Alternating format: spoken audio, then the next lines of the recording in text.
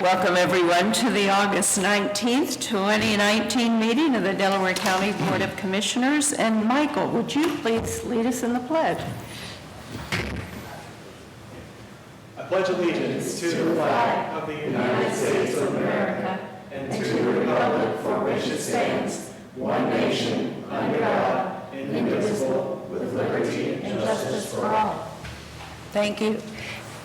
I am Barb Lewis, President. To my left is our Vice President, Jeff Benton. To my right, fellow Commissioner Gary Merrill, our Administrator, Mike Fromer, and our Clerk, Jennifer Walraven. We can begin. Resolution number 19-803, in the matter of approving electronic records of proceedings from regular meeting held August 15th, 2019. So moved. Second. Discussion vote. Vote on motion 19-803. Mr. Merrill?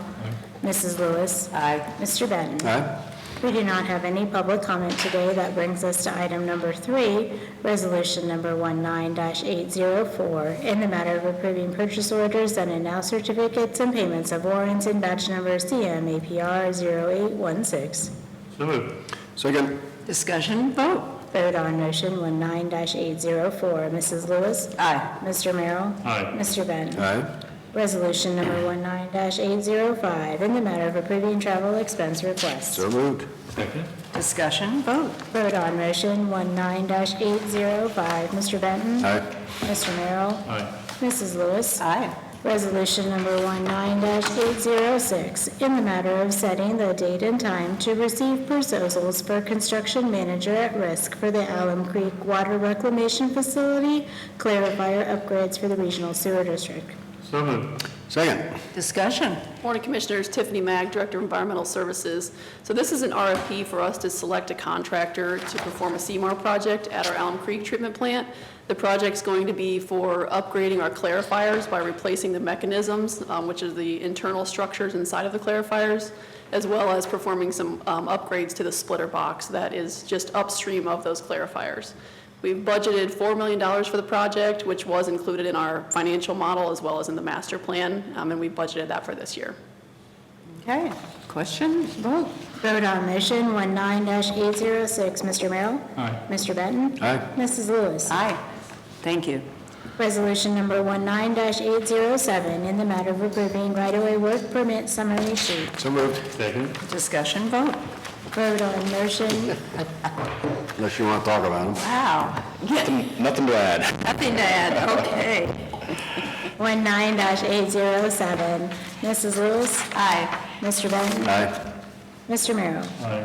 Resolution number 19-808, in the matter of accepting roads, establishing stop conditions, approving recommended speed limits, and releasing securities for Orange Point Out Parcels, Graficus Way, Creekside Industrial Park, and Heather Ridge Section 1. So moved. Second.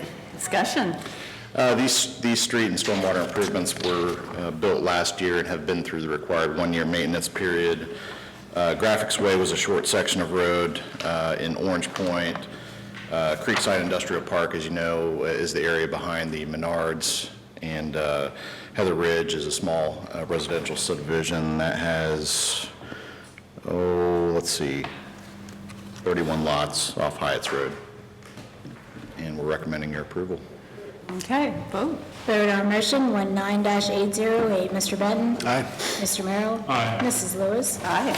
Resolution number 19-809, in the matter of approving a developer's agreement for Cheshire Road contribution. So moved. Second. Discussion. We have worked with Homewood Corporation, who is developing a subdivision off of Cheshire Road, east of Pyatt Road, to basically take a contribution from them in lieu of them constructing a turn lane. This contribution will be rolled into a planned widening of Cheshire Road that we have planned for probably 2025.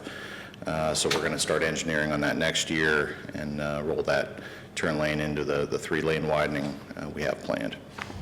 Okay. Vote. Vote on motion 19-809. Mr. Merrill? Aye. Mrs. Lewis? Aye. Mr. Benton? Aye. Thank you. For item number 9, I'd like to make sure that we're all looking at the same resolution. You should have a copy of one that has highlights on it. Okay. Resolution number 19-809, in the matter of adopting Delaware County facility use policy for Delaware County. So moved. Second. Discussion. Good morning, Commissioners. Jane Hawes, Director of Communications. The facility use policy before you, I've worked with Eric on sort of updating what we've had since 2002. The primary differences with it, I believe, under Section 3 of scope would address some language that addresses courtrooms, which had not been part of the previous policy.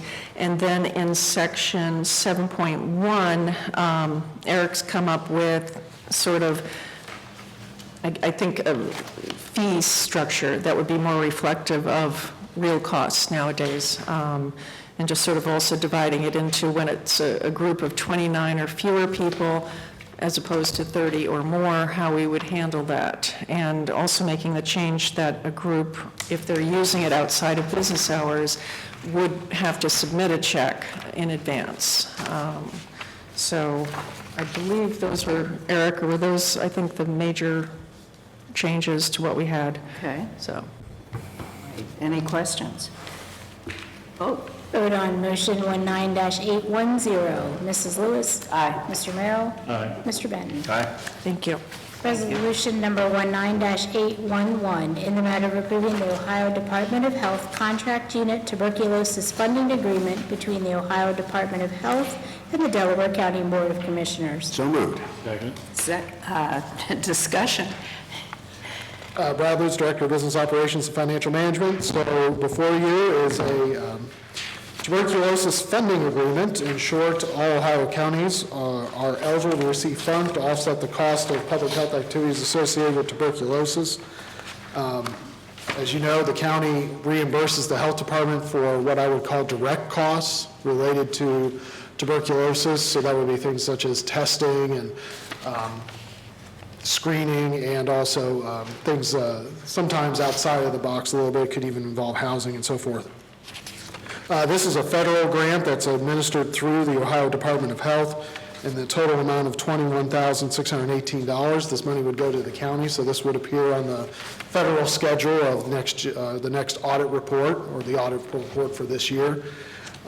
But we also have an intergovernmental agreement with the Department of Health, so when these monies are received, they are then sent to the the Delaware County Department of Health. That's who we have the intergovernmental agreement with. Basically, the thought process is that this helps offset the indirect costs related to tuberculosis. So in other words, nurses and staff over there that facilitate this program on a day-to-day basis, for which they are not reimbursed from us. So this was a grant that was received in the prior year. I don't have the exact amount, but it was somewhere in the neighborhood, I want to say $6,000 to $7,000, so quite an increase this year. Okay, any questions? Vote. Vote on motion 19-811. Mr. Benton. Aye. Mr. Merrill. Aye. Mrs. Lewis. Aye.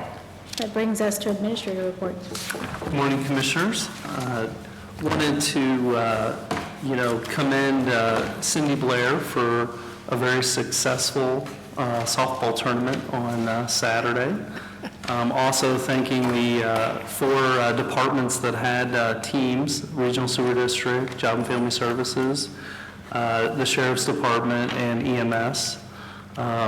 The Sheriff's Department handily won. I'm not sure, I think there should be different classifications of teams, but it was a lot of fun. Cindy did a great job of putting it together, and I think there was a lot of good camaraderie, and thanking Commissioner Merrill for being the umpire. He was out there all day, keeping everybody in line. And I think everybody in line.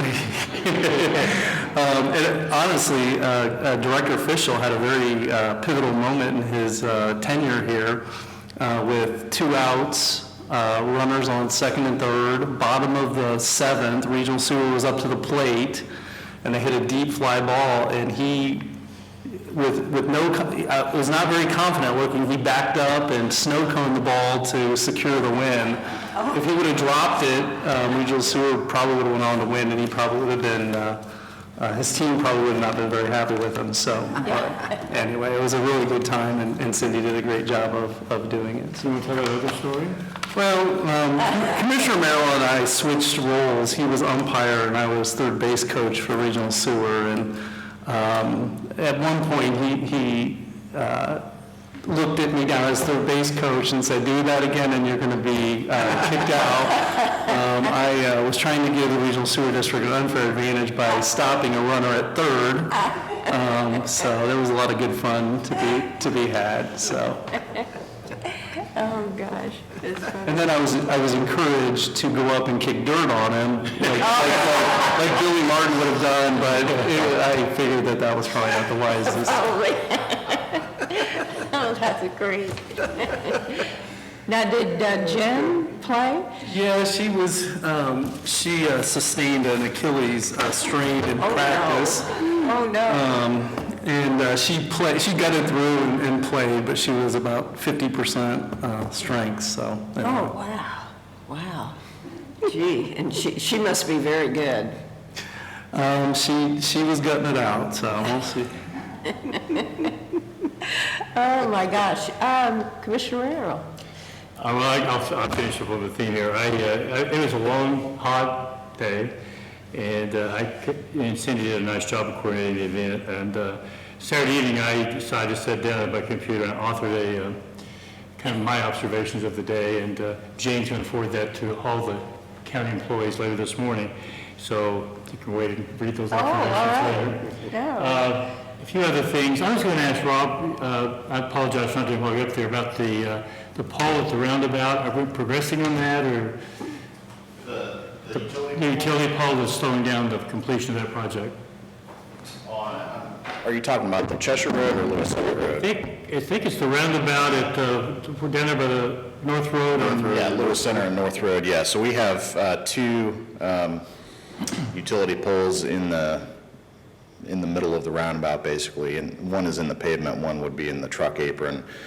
We've worked around them up till now. We are going to try to make some provisions to actually remove those poles, temporarily support those lines if the utility companies aren't out there in time to actually do the work they should have done a long time ago. This is, I will tell you, we've had a great deal of frustration and difficulty this year with getting utilities moved in a timely manner. As I'm sure you can imagine, we coordinate our projects at least a year in advance, years in advance in most cases.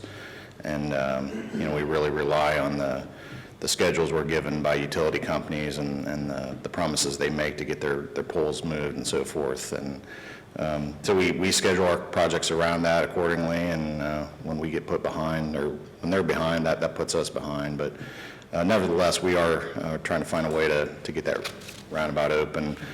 We still have a little bit more work to do anyway before the poles are a problem, but that by the end of this week, if they're still in the way, we're going to see if we can work around them and move them. The goal, as I recall, was to get that done before schools operated, because it's going to be, no one from the school has called, this is my observation, but it was a understanding earlier that we would do that. We had the same problem with the utility companies on Sawmill Parkway, and we couldn't open one of those lanes. It's a little frustrating. I don't think the county wants to show any favoritism over other projects, but you said a year in advance, you'd think that there could be a little bit of coordination and make this a non-issue. And that's just a statement to all of us, especially when it affects the schools. Yeah. You're absolutely right. I mean, we actually had a conversation with utility companies recently, just saying, look, I mean, this is not going to continue, or else, we're going to have no choice but to seek reimbursement through litigation if necessary. So we've had those conversations. We hope next year will be a better year. The good news is we're kind of almost in the home stretch this year on most of our projects that are impacting traffic. So, but we'll see if we can get the utilities moving a little quicker next year. Thank you.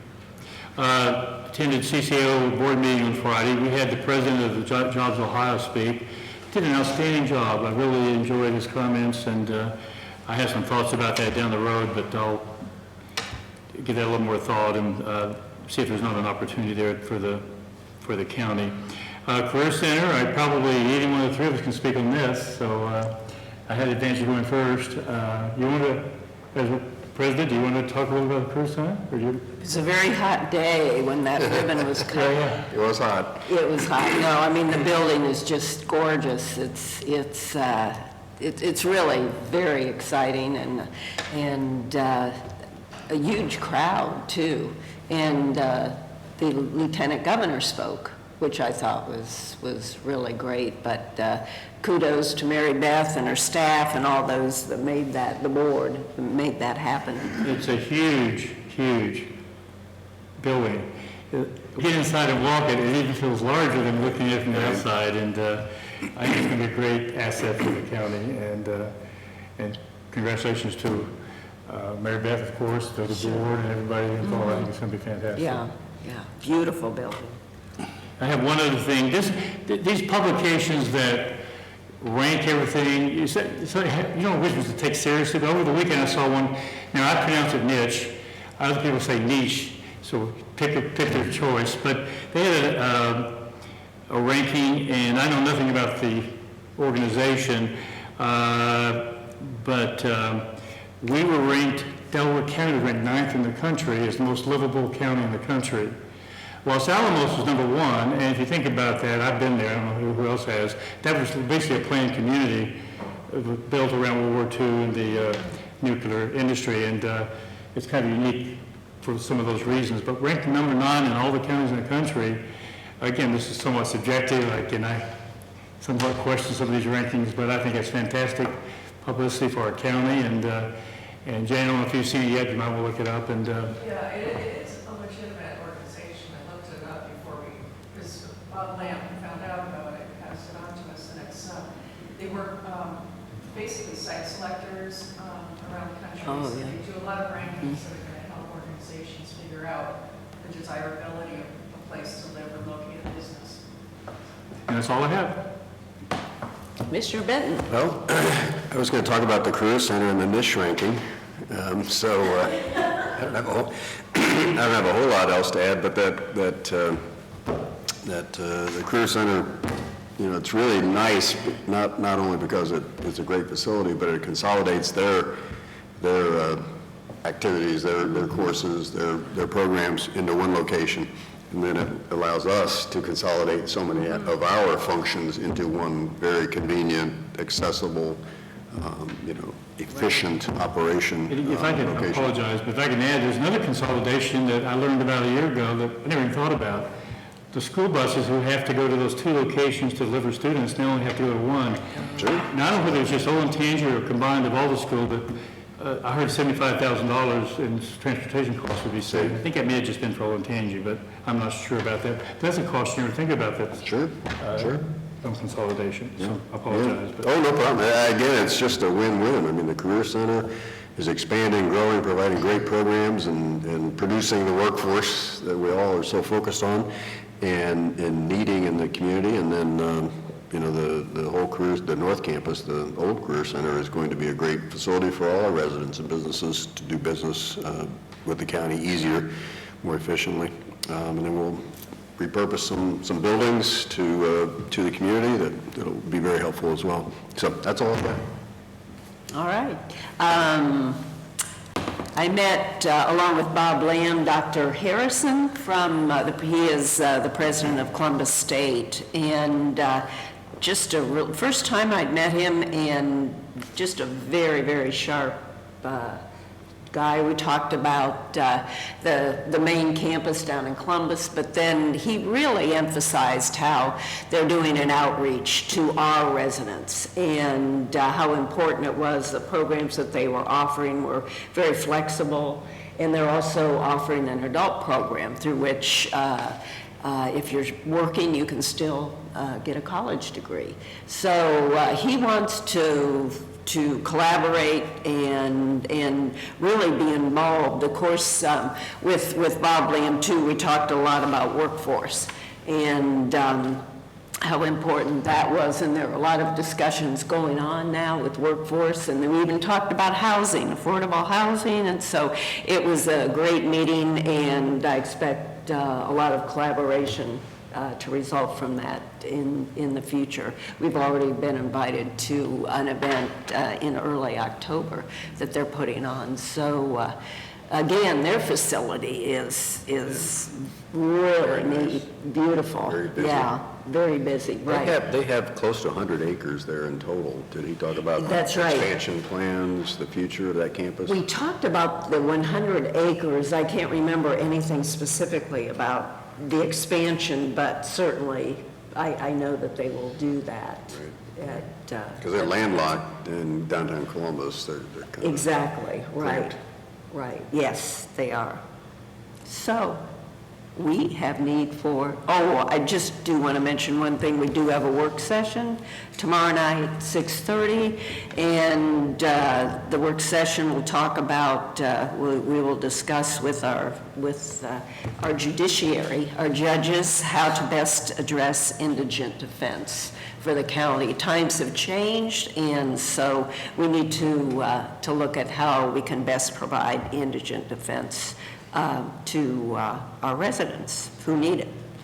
And we now have need for executive session. Resolution number 19-813, in the matter of adjourning into executive session to consider the purchase of property for public purpose and for pending or imminent litigation. So moved. Discussion, vote. Vote on motion 19-812. Mr. Merrill? So moved. Oh, yes, I apologize. I dropped something on the floor, I was looking for it, but I apologize. Mr. Benton? Aye. Mrs. Lewis? Aye. We're now recessed into executive session. Figure out what we're doing here. Okay. Resolution number 19-813, in the matter of adjourning out of executive session. So moved. Second. Discussion, vote. Vote on motion 19-813.